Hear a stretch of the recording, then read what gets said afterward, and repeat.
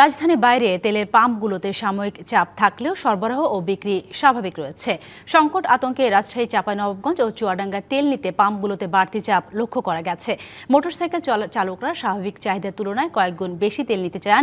ক্রেতারা বলছেন, মধ্যপ্রাচ্য যুদ্ধ পরিস্থিতি তেল সংকট দেখা দিতে পারে এমন শঙ্কায় তারা আগেভাগেই ট্যাঙ্ক পূর্ণ করে নিচ্ছেন। পাম্প মালিকরা বলছেন, জ্বালানি তেলের তেমন সংকট এখনো হয়নি, তবে একসঙ্গে অনেক গ্রাহক তেল নিতে আসায় কিছু পাম্পে চাপ তৈরি হচ্ছে। তাই অপ্রয়োজনে বা প্রয়োজনে অতিরিক্ত তেল না কেনার আহ্বান জানিয়েছেন তারা। তবে বরিশালের চিত্র অনেকটা স্বাভাবিক দিনের মতোই।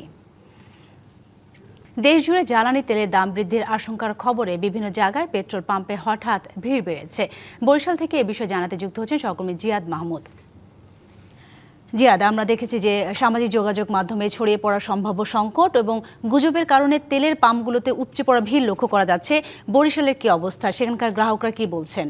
মধ্যপ্রাচ্যে যে যুদ্ধ পরিস্থিতি, অনিশ্চয়তায় বিশ্বজুড়ে যে তেলের বাজারে একটা অস্থিতিশীলতা দেখা দিয়েছে এবং বিভিন্ন দেশে এর প্রভাবও পড়তে শুরু করেছে। বিশেষ করে জ্বালানি তেলের দাম 10% বৃদ্ধি করা হয়েছে। এবং আপনাকে জানিয়ে রাখি যে ইরানে যে যুক্তরাষ্ট্র এবং ইসরায়েলের যৌথ হামলার পরে যে তেল সরবরাহের যে গুরুত্বপূর্ণ রুট, মানে বিশ্বের যে 60% তেল যে রুট ব্যবহার করে সরবরাহ করা হয় হরমুজ প্রণালী, সেটি বন্ধ রাখার খবর দিয়েছে ইরান এবং এটি আন্তর্জাতিক গণমাধ্যমে খবর হিসেবে প্রকাশিত হয়েছে। যার পরে কিন্তু একটা তেলের দামের তেলের বাজারে কিন্তু অস্থিতিশীলতা দেখা দিয়েছে। এবং এখানে আমরা বরিশালের যে বাজার, এই সারা দেশের মতোই এখানের বাজারে যে পেট্রোল পাম্পগুলো রয়েছে, সেই পেট্রোল পাম্পে কিন্তু ভিড় বেড়েছে। ক্রেতারা বলছেন তারা কিছুটা শঙ্কিত, তেলের দাম বৃদ্ধি হবে এমন শঙ্কায় কিন্তু অনেকে তেল কিনছেন, আবার অনেকে দৈনন্দিন যে প্রয়োজন সেই প্রয়োজনের ভিত্তিতে কিনছে। তবে এখন যে পাম্পটিতে রয়েছে এখানে কিন্তু এবার নগদে পাচ্ছেন হেলিকপ্টার অফার। তাই কেনাকাটার পেমেন্ট নগদে করুন আর বুঝে নিন 2000 টাকারও বেশি ক্যাশব্যাক সহ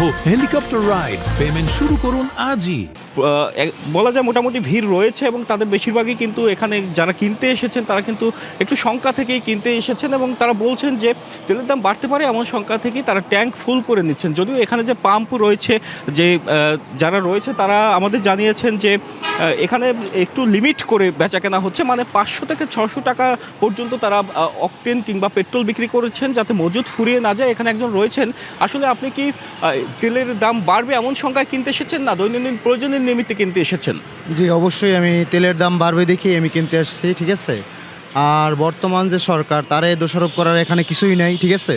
আমি একজন আওয়ামী লীগের কর্মী, সাধারণ একজন কর্মী, কিন্তু সব দোষ হয়েছে বাংলাদেশ ডক্টর ইউনূস, যে সাবেক যে ডক্টর ইউনূস। আপনি শঙ্কা থেকেই কিনতে এসেছেন, যে যেমনটি শুনছিলেন যে এখানে তিনি যে তেলের দাম বাড়বে এমন শঙ্কা থেকেই কিনতে এসেছেন। এবং এখানে যারা তেল বেচা কেনা করছেন তাদের সাথে কথা বলবো যে আসলে সকাল থেকে আপনারা ভিড় কেমন দেখছেন এবং সকাল থেকে ভিড় কেমন ছিল এবং এখন কি পরিস্থিতি এখানে বিরাজ করছে? সকাল থেকে মোটামুটি ভালোই ভিড় ছিল। এখানে পাবলিক মনে করতেছে যে তেল নাই, তেল পাবে না, এই জন্য আর কি প্রচুর ভিড় করতেছে। কেমন আছে আপনাদের? আমাদের পর্যাপ্ত মজুদ আছে, কোনো সমস্যা নাই। ধন্যবাদ আপনাকে। যেমনটি শুনছিলেন যে এখানে তেলের মজুদ কিন্তু রয়েছে এবং সরকার থেকে বলা হয়েছে অকটেন কিংবা পেট্রোল, ডিজেল সব ধরনের তেলে কিন্তু মজুদ রয়েছে এবং যাতে প্রয়োজনীয় অতিরিক্ত ব্যবহার কেউ না করে সে বিষয়ে কিন্তু জনগণের দৃষ্টি আকর্ষণ করছেন। এতটুকু ছিল বরিশাল থেকে আমার কাছে। অসংখ্য ধন্যবাদ জিয়াদ আপনাকে।